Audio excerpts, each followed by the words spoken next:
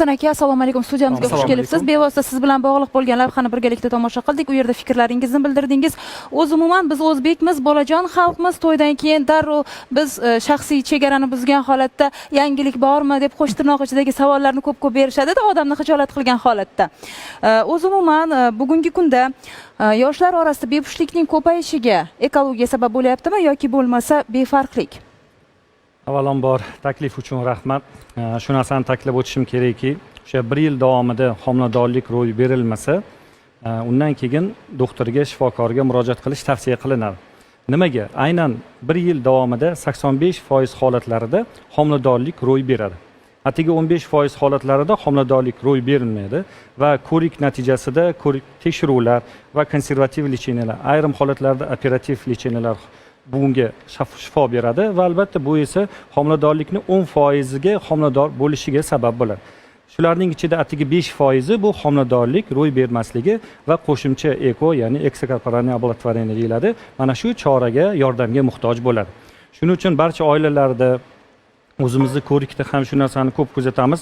Kelgan bemorlarimiz 2 oy, 3 oy, 4 oyda kelishadi ko'rikka. Avvalambor bu yerda faqat ota-onasini ko'proq ayblagan bo'lar edim.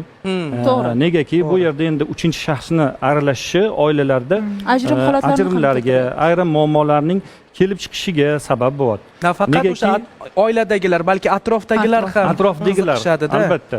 Bu yerda birinchi navbatda shu narsani ta'kidlab o'tishimiz kerakki, har bir ota-ona farzandni, tug'ilgan farzandni ayol, qiz bo'ladimi, erkak bo'ladimi, mas'ul shaxs. Ota-ona va bu yerda birinchi tug'ilgan farzandni ko'pincha kuzatamiz. Ming afsuslar bo'lsinki, bemorimiz kelishadi, er-xotin 25 yosh, ayrimlari 20 yosh, kriptorxizm kasalligi bilan kelishadi. Ming afsuslar bo'lsinki, ayrimlari anomal kasalliklar bilan, ya'ni genetik kasalliklar bilan kelishadi. Shu davrgacha endi bu krik tushidi, ya'ni biz achinamiz. Nega bunday shu holatgacha bormadinglar?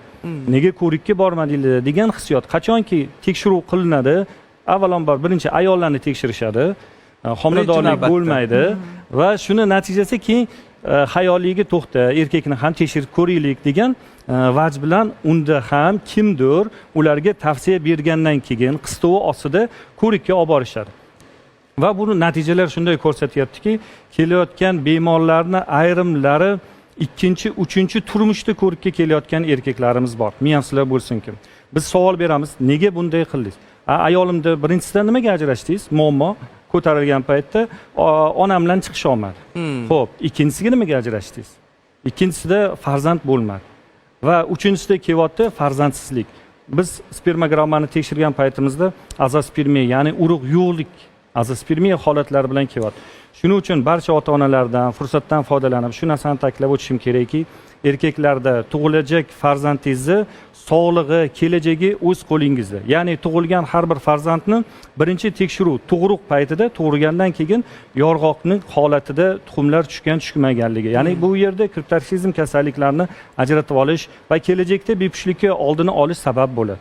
Ikkinchi holat esa onalarda bolalarga e'tibor berish kerak bo'lgan o'sha holatning holati. U yerda tug'ma nogironlik, tug'ma holatlar, gipospadiya, epispadiya degan kasalliklar bor. Mana shu narsalar bor yo'qligini kuzatish kerak. Mana ko'pincha aytamiz, sunnat bo'lib tug'ilibdi deyshadi.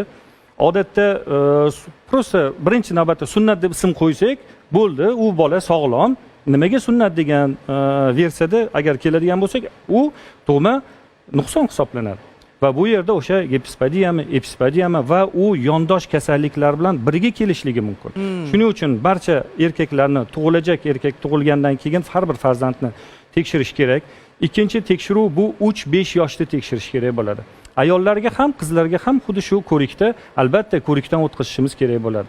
Uchinchi tekshiruv esa bu qizlarimizda 8-12 yosh bo'ladigan bo'lsa, erkaklarda esa 10-14 yoshda. Ya'ni bu yerda o'zgaruvchan, o'suvchi balog'at davriga o'tayotganda u yerda varikosellik degan kasallikni aniqlanishi, tuxumga bog'liq bo'lgan muammolarni bartaraf qilishligi kerak. Kelajakda bu bepushtlikka olib kelmasligi va erta jinsiy aloqadan qolishga olib kelmasligi sabab bo'lishi mumkin. Rahmat sizga ma'lumotlar uchun.